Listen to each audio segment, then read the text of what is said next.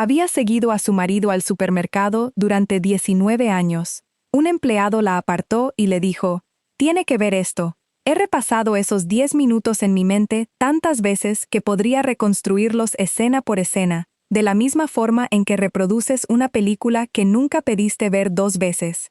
10 minutos.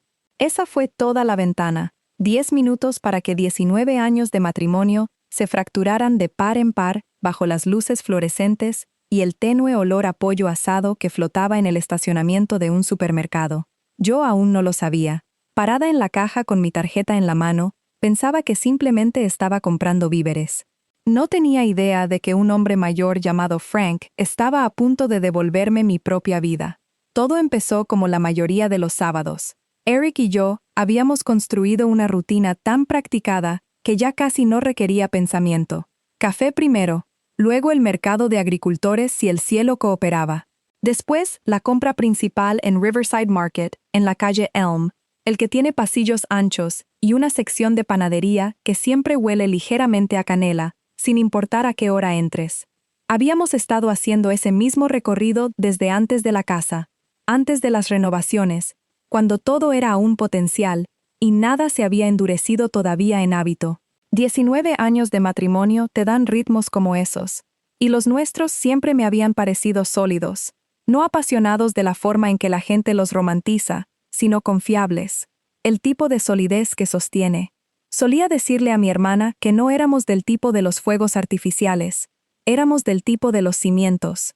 Esa mañana, él se había puesto su Henley gris, el que le compré hace 2 cumpleaños, y en el pasillo de los cereales me había plantado un beso en la frente como siempre hacía, un reflejo tan incrustado en nuestra rutina que apenas lo registré. Llenamos el carrito de la misma manera cada semana. Él agarraba la marca equivocada de café a propósito.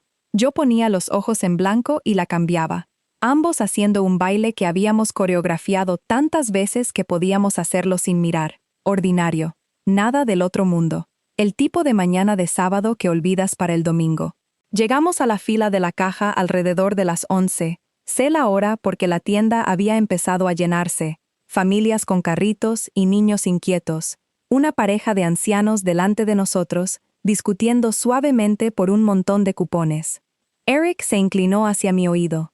«Saldré un momento», dijo. «Tengo que atender esta llamada. La cuenta de Whitmore es un desastre». Le dije que fuera. Yo me encargaba. Me dedicó esa sonrisa fácil y abierta, la que me había sostenido durante pérdidas de empleo y la enfermedad de mi madre, y cada tramo difícil en medio, y caminó hacia la salida. Descargué el carrito. Pagué. Embolsé todo yo misma, como haces cuando tus manos necesitan algo que hacer. Pasaron 5 minutos, luego 10. Revisé mi teléfono. Nada. Me coloqué cerca de las puertas principales con 2 bolsas colgando de cada brazo, escaneando el estacionamiento buscando su rostro, nuestro Highlander azul marino, cualquier señal de él. A los 15 minutos sentí el primer destello de algo inquietante, pequeño, descartable, el tipo de sentimiento del que intentas convencerte de que no existe, porque, por supuesto, hay una explicación razonable. Probablemente esté en el otro extremo del lote. Probablemente siga al teléfono, caminando en círculos cerca del retorno de carritos. Casi salgo a buscarlo yo misma. Fue entonces cuando apareció Frank. Tenía unos 63 años, cabello plateado, vestía el chaleco verde de la tienda con una placa laminada que decía, Frank, 22 años. Lo había visto antes. Era el tipo de empleado que se movía deliberadamente por los pasillos, siempre cuidadoso con los clientes mayores que necesitaban que les bajaran algo de un estante alto. Caminó hacia mí con una expresión que no pude leer de inmediato. No era alarma, algo más estudiado que eso, algo que parecía que había ensayado este momento antes de acercarse a mí. «Señora», dijo en voz baja, lanzando una mirada por encima de mi hombro hacia las cajas, como si comprobara si alguien podía oír. «Creo que debería venir conmigo». Solté una risa corta e incierta. ¿Pasa algo malo con mi tarjeta? No respondió a eso. En su lugar, señaló hacia un pasillo al lado del mostrador de la farmacia, una puerta marcada como «Solo empleados», y algo en la forma en que su rostro se quedó inmóvil hizo que la risa se disolviera antes de que terminara de soltarla. Lo seguí. Las bolsas seguían colgando de ambos brazos. Recuerdo eso específicamente, lo absurda que debí parecer entrando en una oficina de seguridad de supermercado con 4 bolsas de compras llenas, como si estuviera haciendo una entrega a domicilio. La habitación era pequeña y un poco desordenada, una pared llena de monitores que mostraban tomas en blanco y negro de toda la tienda. Frank se sentó en la silla del escritorio y puso una grabación con la facilidad de alguien que había tenido que hacer esto antes. No explicó nada, simplemente presionó play. Y allí estaba Eric. No afuera, no en el estacionamiento atendiendo una llamada sobre la cuenta de Whitmore.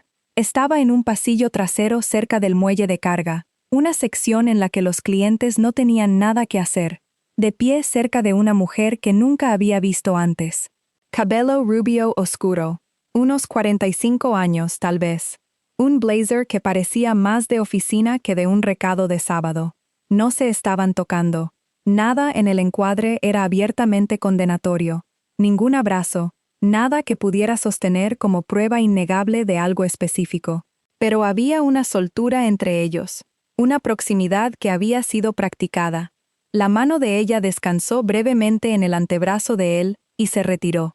Él inclinó la cabeza hacia ella de la manera en que lo haces con alguien cuya voz ya conoces de memoria.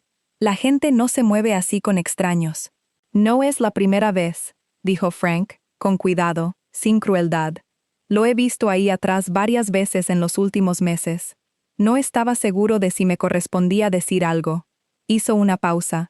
Pero mi esposa falleció hace unos años. Y siempre deseé que alguien le hubiera dicho algo a ella antes que después. Se encogió de hombros una vez, como si la confesión le hubiera costado algo pequeño. Pensé que usted merecía saberlo. Le di las gracias. No recuerdo exactamente qué dije. Algo educado y automático. El tipo de palabras que produce tu boca cuando tu mente aún no ha recibido la información por completo.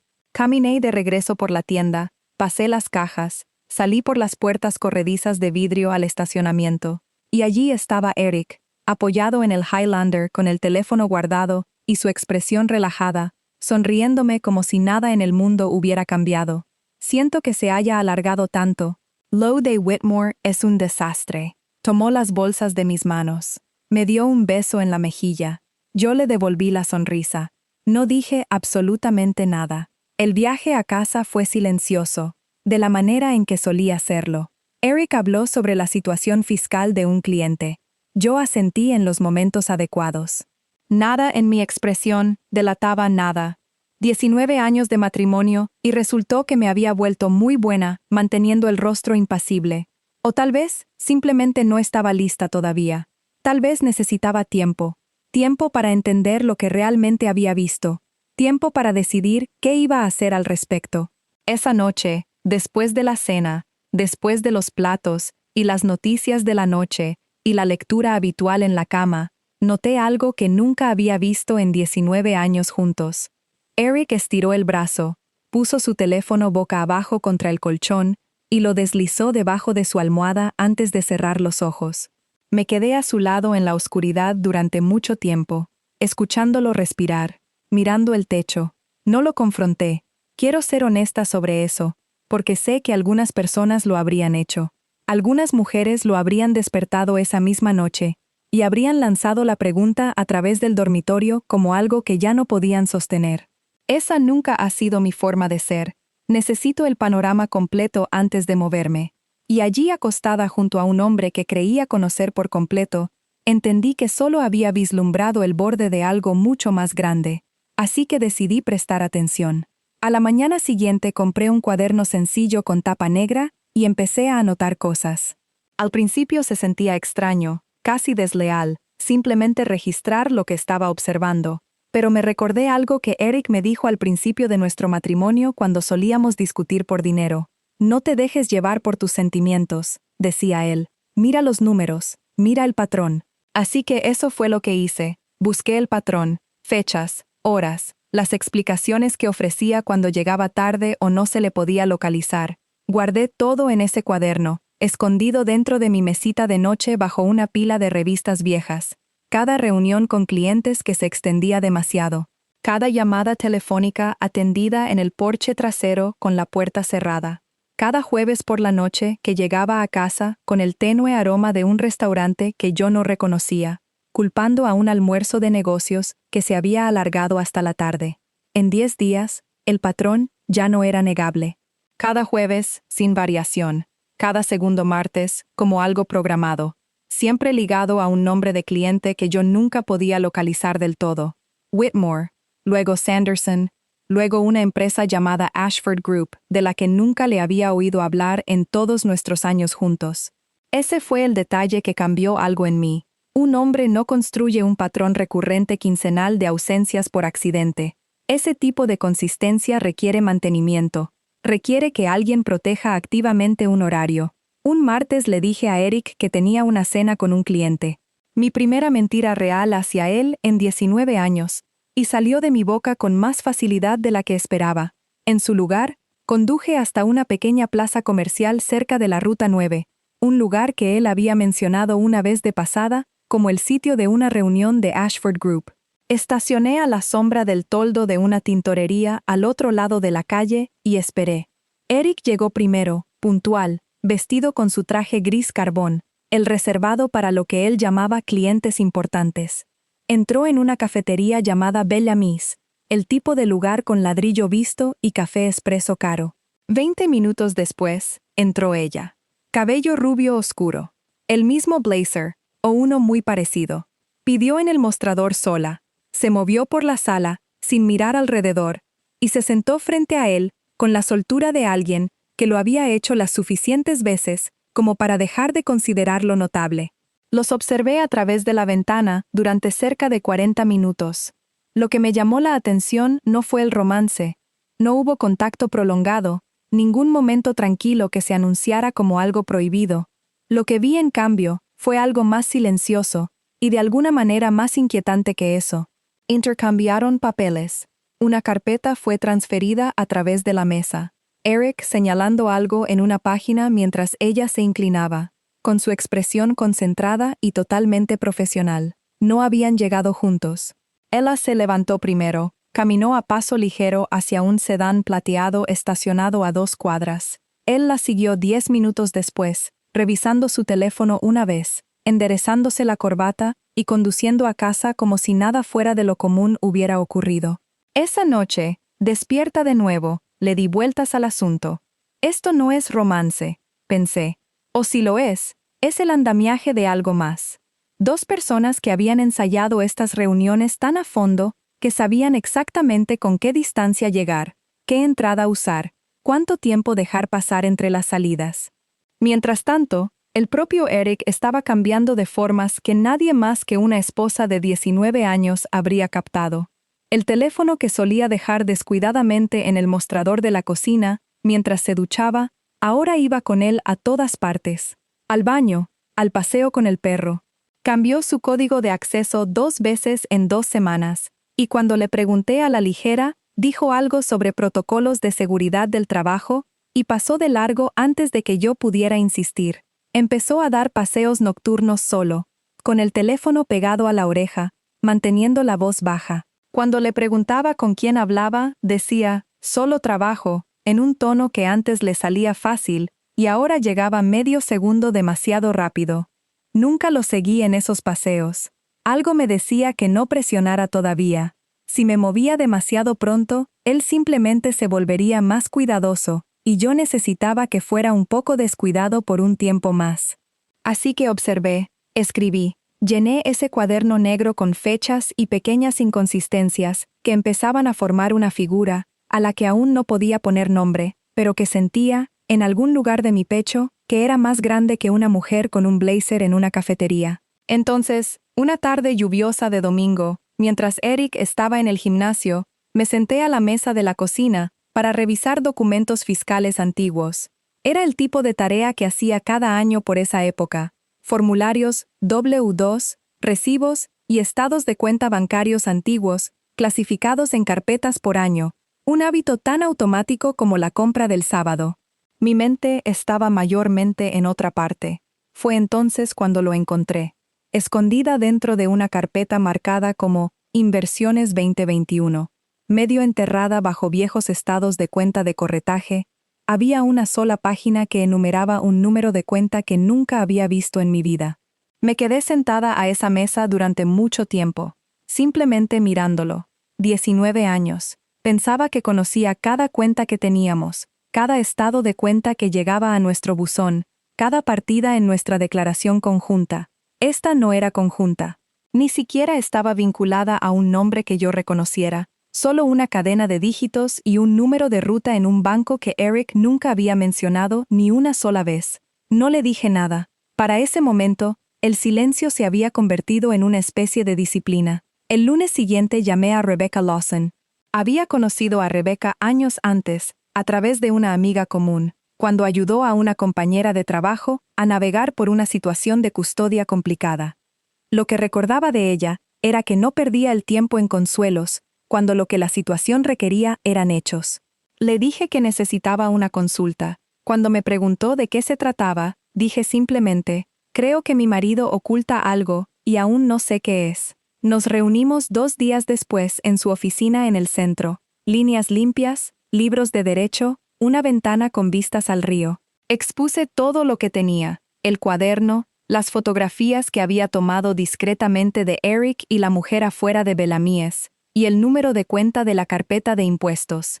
Rebecca escuchó sin interrumpir, con su bolígrafo moviéndose rítmicamente sobre un bloc legal. Cuando terminé, soltó el bolígrafo y me miró con una expresión que no era exactamente de simpatía. Era algo más útil que eso. Antes de que le digas una sola palabra, dijo, necesitamos entender a qué nos enfrentamos realmente en lo financiero.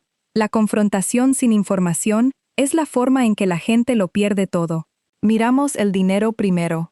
Ese fue el comienzo de varias semanas que solo puedo describir como silenciosas, metódicas y extrañas. Rebecca trajo a un contador forense llamado David Chen, un hombre de voz suave de unos 50 años con la paciencia particular de alguien que ha pasado toda una carrera desenredando lo que otros han trabajado para ocultar.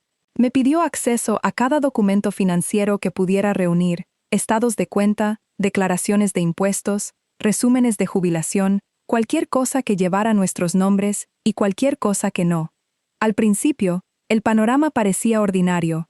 Eric había gestionado nuestras finanzas de cerca desde que tengo memoria. Era su profesión, y yo nunca había tenido motivos para cuestionar lo que me mostraba cada año en la época de impuestos. Las cuentas conjuntas parecían sanas. La hipoteca estaba al día. Nada llamaba la atención. Entonces David encontró el patrón. Transferencias pequeñas. Cantidades modestas, fáciles de pasar por alto. $400 aquí. 600 allá, saliendo de una cuenta comercial que Eric controlaba de forma independiente, manteniéndose siempre justo por debajo del umbral que suele activar los informes bancarios automáticos.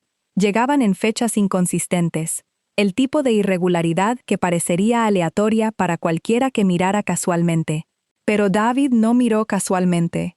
Lo desglosó mes a mes y año tras año en una hoja de cálculo, y cuando la puso frente a Rebecca y a mí, el panorama ya no era aleatorio en absoluto. Cada transferencia, sin una sola excepción, había ido al mismo destinatario, una sociedad de responsabilidad limitada llamada Meridian Consulting Group. Investigué, dijo David, deslizando una carpeta sobre la mesa. Sobre el papel, Meridian es una firma de consultoría empresarial registrada hace 5 años, pero su huella es casi inexistente. Sin clientes verificables, sin presencia web significativa, sin evidencia de que se realice un trabajo de consultoría real, consultó sus notas, y sin embargo, ha recibido algo más de $340,000 en los últimos 5 años. Recuerdo que el número aterrizó en algún lugar detrás de mi esternón como algo arrojado a aguas tranquilas. $340,000. Dinero que se había movido de cuentas que yo creía que pagaban gastos generales ordinarios del negocio, software, costos de contratistas, los gastos rutinarios de dirigir una práctica de consultoría financiera. En su lugar, había sido redirigido silenciosamente, mes tras mes, a una empresa que parecía no hacer casi nada. Rebecca se inclinó hacia adelante. Stephanie, quiero ser directa contigo. La gente no construye estructuras como esta por accidente.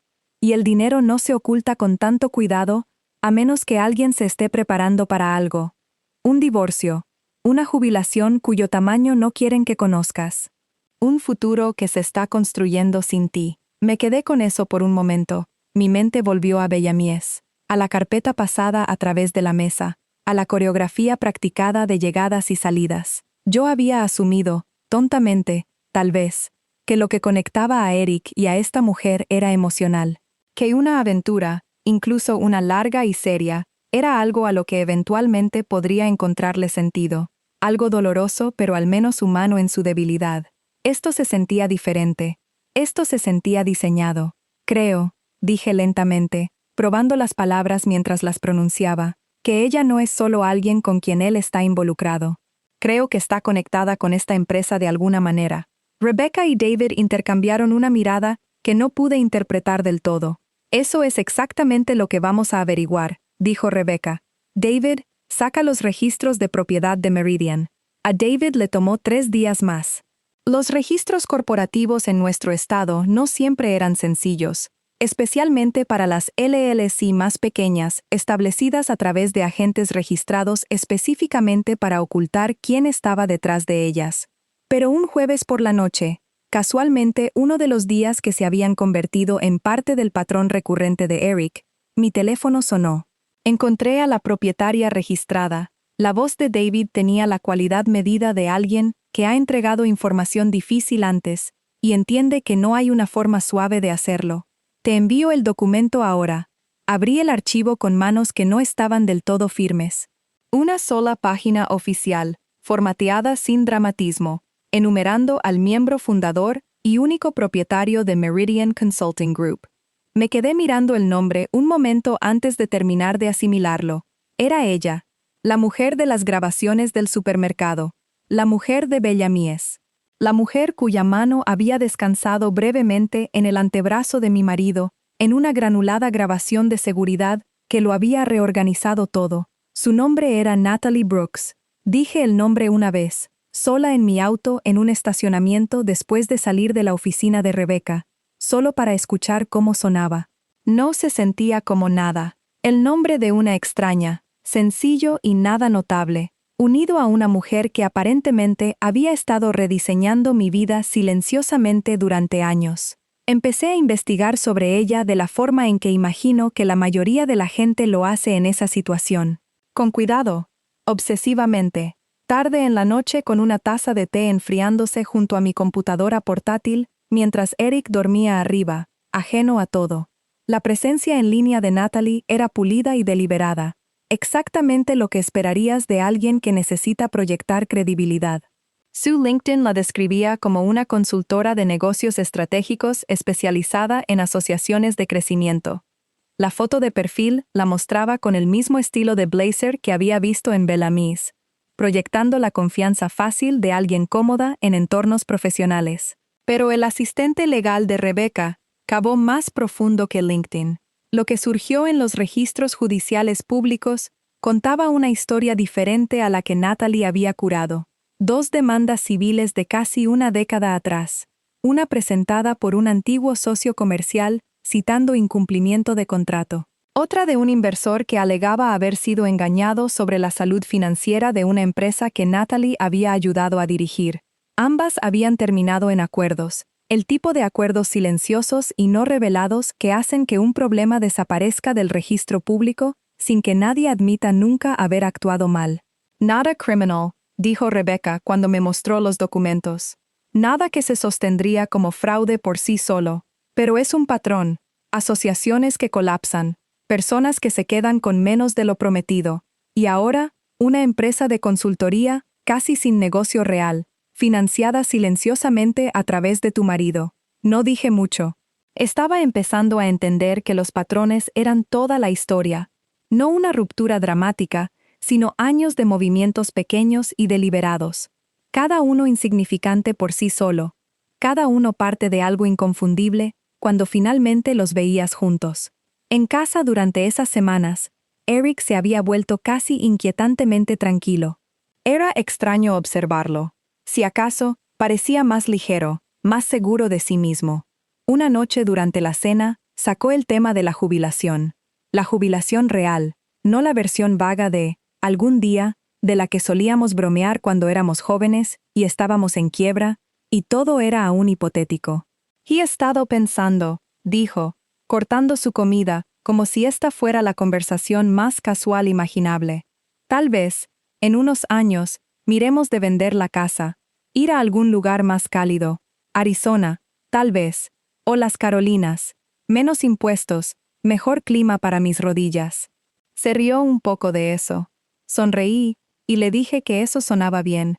19 años atrás, lo habría dicho en serio. Esa noche entendí exactamente lo que él estaba comunicando en realidad, incluso si él no sabía que estaba comunicando nada en absoluto. No estaba imaginando un futuro compartido.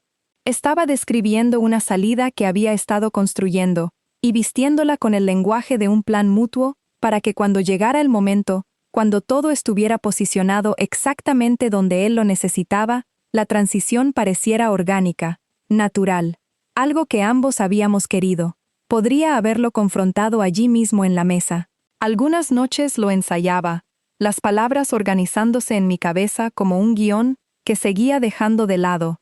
Pero Rebeca había sido clara conmigo desde el principio. La confrontación antes de la protección es como lo pierdes todo. Necesitaba estar posicionada antes de permitirle entender que yo sabía lo que estaba pasando. Así que en lugar de ira, elegí la preparación. Durante las 2 semanas siguientes, trabajando silenciosamente junto a Rebeca, empecé a asegurar mi propia base financiera con la misma precisión cuidadosa que Eric aparentemente había estado usando para construir su estructura oculta. Confirmamos que la escritura de la casa estaba a nombre de ambos. Una protección, aunque no suficiente por sí sola. Documentamos cada cuenta conjunta, cada inversión, cada activo acumulado a lo largo de 19 años de matrimonio, construyendo un registro que importaría enormemente si esto se convertía en el proceso legal del que cada vez estaba más segura. Abrí una cuenta separada a mi propio nombre, alimentándola modestamente con los ingresos que mi trabajo de diseño había generado. Nada que llamara la atención, nada que le indicara a Eric que yo había aprendido algo. A veces se sentía extraño, como si me estuviera convirtiendo en una versión de él, diseñando mi propia estructura silenciosa mientras sonreía al otro lado de la mesa cada noche. Pero me decía a mí misma que la diferencia importaba. Yo no estaba moviendo dinero para evitar la responsabilidad. Me estaba protegiendo de un hombre que aparentemente había decidido, años antes, que la responsabilidad no era algo que me debía. Eric no notó nada. Esa fue quizás la parte más desorientadora de esas semanas. Con qué facilidad me movía a través de nuestra vida compartida, presente y cálida, y aparentemente sin cambios, mientras construía un caso contra él detrás de una sonrisa que se había convertido en mi segunda naturaleza. Me felicitó por un proyecto de un cliente. Llegó a casa un viernes con flores sin motivo específico, el tipo de gesto que antes significaba algo y que ahora registraba como un dato más, una pieza más de una actuación que finalmente estaba aprendiendo a ver con claridad. Rebeca me contactó 2 veces esa semana. Principalmente logística, firmas requeridas, documentos que reunir, mecanismos legales silenciosos que estaba poniendo en marcha para congelar ciertos activos compartidos, para evitar más movimientos, efectivos, sin que ninguna de las partes necesitara saber que la congelación había ocurrido. David, mientras tanto, se había quedado callado durante varios días, inmerso en el rastro financiero. Entonces, un jueves por la noche, mientras Eric estaba fuera en lo que describió como una cena tardía con un cliente, mi teléfono sonó. «Stephanie», dijo David, y algo en la forma tan cuidadosa en que pronunció solo esa palabra hizo que me sentara, antes de haberlo decidido conscientemente. Encontré a dónde va realmente el dinero. No se queda en la LLC, se está moviendo a otro lugar completamente distinto. Me preguntó si podía pasar por la oficina de Rebeca a la mañana siguiente en lugar de explicarlo todo por teléfono, y la restricción deliberada en su voz me dijo que esta no era una conversación para una llamada nocturna apresurada. Apenas dormí esa noche. Eric llegó a casa alrededor de las 10. Me besó en la frente. Mencionó que la cena con el cliente se había alargado. Asentí y no dije nada. A la mañana siguiente, me senté frente a Rebecca y David en esa misma oficina con vistas al río, y David organizó una serie de páginas impresas sobre la mesa, cada una de ellas una pieza de un rastro financiero que había pasado la mayor parte de 2 semanas reconstruyendo. El dinero de Meridian no se queda quieto, dijo, trazando un camino a través de una de las páginas. Se mueve a través de otras 2 cuentas comerciales primero, ambas registradas a nombre de Natalie Brooks, ambas apareciendo en papel como ingresos legítimos por consultoría. De ahí se reinvierte. Bienes raíces, principalmente. 3 propiedades de inversión hasta ahora que he podido rastrear, todas compradas bajo empresas fantasmas separadas con diferentes nombres y diferentes agentes registrados. Pero la fuente de financiamiento se remonta al mismo origen cada vez. Deslizó un último documento sobre la mesa. Un registro de propiedad de una casa en un lago a 2 estados de distancia, comprada 18 meses antes, bajo una empresa llamada Brightwater Holdings. Le Shear, la gerente que figuraba era Natalie Brooks. La contribución de capital inicial, según el registro, provenía de un préstamo comercial que, cuando David rastreó sus fondos de origen, conducía directamente a través de Meridian y, finalmente, a Eric.